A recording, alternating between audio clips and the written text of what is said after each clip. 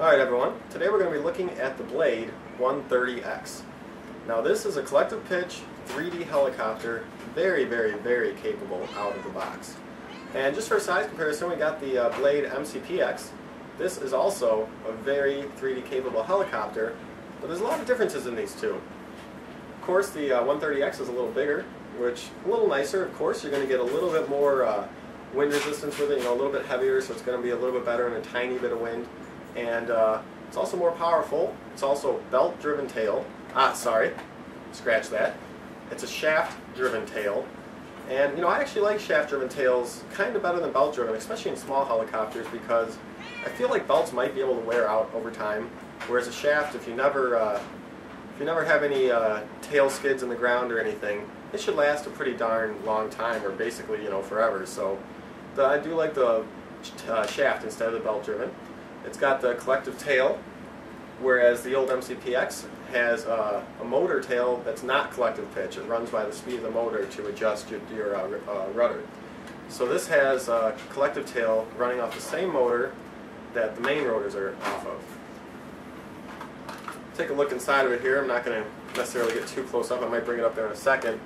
But we got our 6,730 kV brushless in-runner motor, and it's a pretty darn large motor for the size of the helicopter. It's a very long motor and it has plenty of power. We'll go outside and test it pretty soon.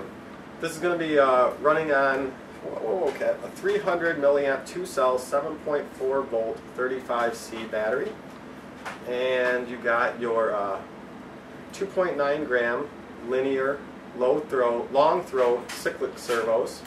And then you got a 2.9 gram linear performance tail servo. So a little bit faster, maybe a little stronger tail servo. Other than that, you got 135 millimeter main rotors, blades, and it's pretty much the helicopter. You got your receiver and you got your, hey, you just knocked over my MCPX. You got your receiver in there and your gyros in there on there too for the fly-barless system. It is a fly-barless helicopter. So I'm just going to give you guys a little bit of a close-up on camera, and then we're going to go outside and see how it flies. So just show you the setup of it. It's got our cyclic servos, one here, one on the other side, and then one up in here by the motor, and then your tail servo back there. Got your shaft-driven tail, so you can see the gearing in there, and your collective pitch tail. Really nice setup, pretty light, but like I said, a little bit bigger, heavier than the MCPX. So let's go take this bad boy outside and see what it can do. Alright guys, we got the Blade 130X outside for the first flight. I'm going to take it off and do a little bit of flight in normal mode, then I'll flip it and idle up, and we'll flip it around a little bit and see how it does. So let's just do some easy circles and stuff here first. Yeah, they're going nuts. The very first time I took it off, so it's not trimmed or anything. But it's looking good. The tail's moving a little bit. I'm not doing that, but it is windy, so it's probably that. Get a little bit of tail shake out of it, but not too bad. Let's give it a couple circles here. It feels like it has a good amount of power for how small it is. And the wind ain't doing too much to it other than that tail lag. I'm definitely getting some tail lag out of it.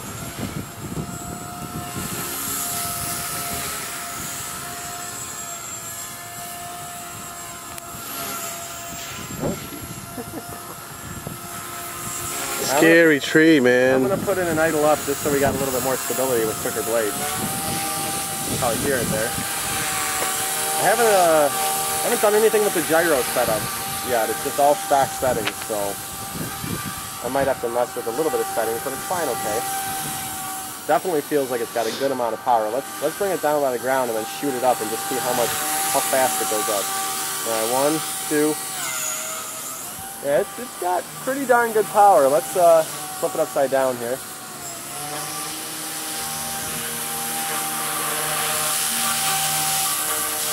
That's nice. I can get a haircut.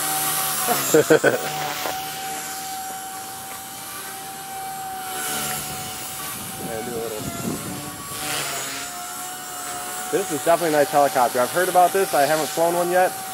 Definitely got a lot of power for how big it is. For a little guy.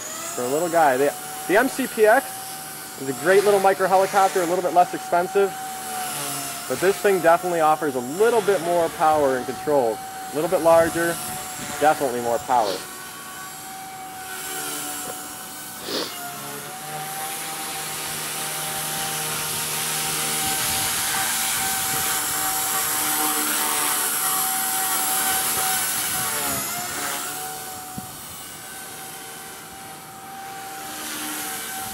Let's try a sideways roll.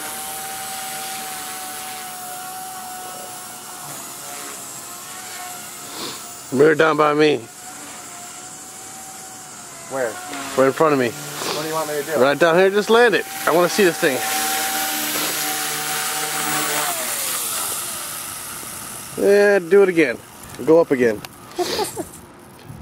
Land it. I didn't quite get the landing part yet.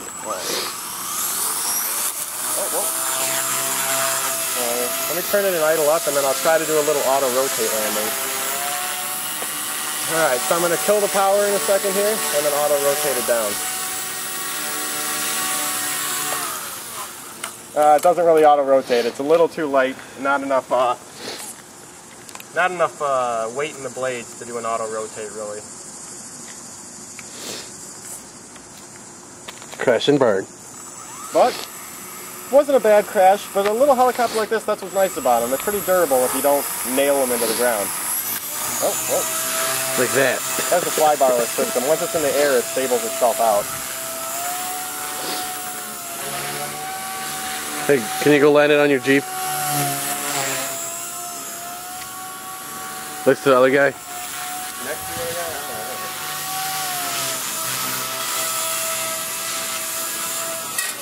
Oh no! Got caught in the hood thing. But again, no damage. Little things like that aren't really going to hurt a little helicopter like this. If that was this guy, my car and yeah, you probably had a busted windshield. Yeah, but little guy, that's what's nice. I mean, you don't want to go bouncing it into the ground upside down or anything. You're going to do some major damage, but for its size, it's pretty nice. So that was the first flight. Really nice helicopter. The only minor kind of bad thing I saw about it for this first flight was the tail at the beginning was kind of giving me some twitchiness. But I think that's just a problem with settings. I think if I just go in and adjust the settings a little bit, I'll be able to get that dialed in perfectly. So I don't think that's going to be a real negative with the helicopter. I think that was just stock setup. I didn't really do anything other than set up a pitch curve. I didn't change any settings other than bind it. Didn't have to change any settings on the DX8. Everything worked as it should. So if you got a DX8, I'm not sure about the other transmitters. You might need to reverse something or do some settings. But with the DX8, you bind this and everything's working correctly. Your cyclic is working correctly. Everything's working good. All you got to do is set up your pitch curve and your throttle curve. And that's all I've done so far. So for the first flight, really nice helicopter. Check out the 130X and we'll have more videos on it soon.